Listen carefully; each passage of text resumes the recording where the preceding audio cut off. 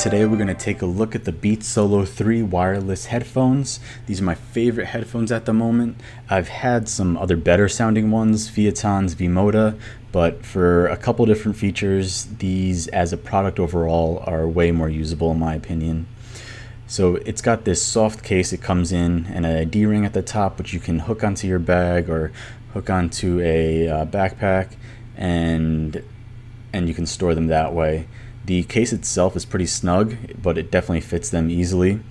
Inside the case, there's not much more room, but there is a pouch on one side where you can store a cable or the charging cable or headphones.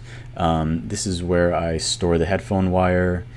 In case I run out of battery, I can just plug it in and use the headphones as I normally would.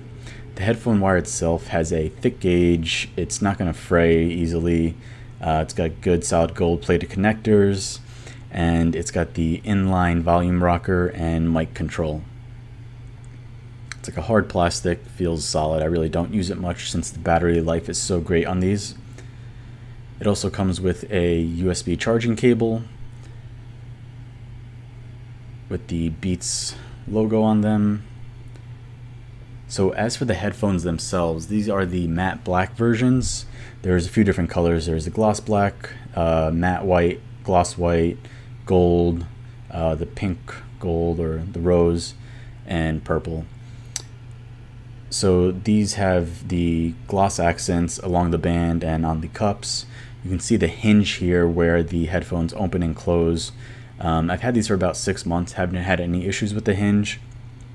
The headphones themselves expand about an inch or so, and they click along the way so you can make sure that both sides of the headphones are raised the same amount. There's a little bit of movement on the cup so that it fits the contour of your head, and the rubber on the headband piece of the headphones, it's a soft rubber type material. I wish it was fabric, but it's definitely comfortable enough and it stays in place. And it's got a little bit of give to it. I'd say I wear them for about like 2 hours max, and then I have to take a break from them. Definitely not like an all-day wear, but for what I need, they're good enough. The cups themselves are a faux leather. They've got a good amount of give, good amount of plush to them. They're pretty comfortable on the ears. And then there is the button for turning on music, pausing music, taking a call. That's on one of the sides of the headphones. The B is actually a button that you can press.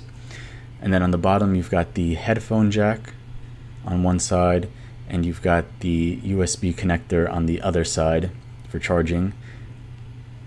And on the same side you've got the power button, which you use to turn on, turn off the headphones. So one of the biggest features is the ability to quickly connect to your iOS devices, and once you're connected to one iOS device, it automatically syncs to all your other iOS devices with the same iCloud account.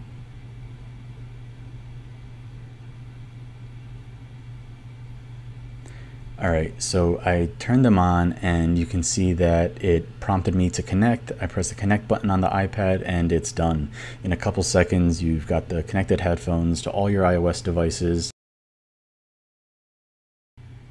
Okay, so the reason these are my favorite headphones at the moment, and I highly recommend them, is because of how easy it is to connect with your different iOS devices. So if I'm on a call on my phone and then want to switch to music on my iMac, which I'm frequently doing since I work from home, it just takes a couple seconds to do, and I'm able to go between my different devices without having to mess around with the settings menu and the Bluetooth settings much.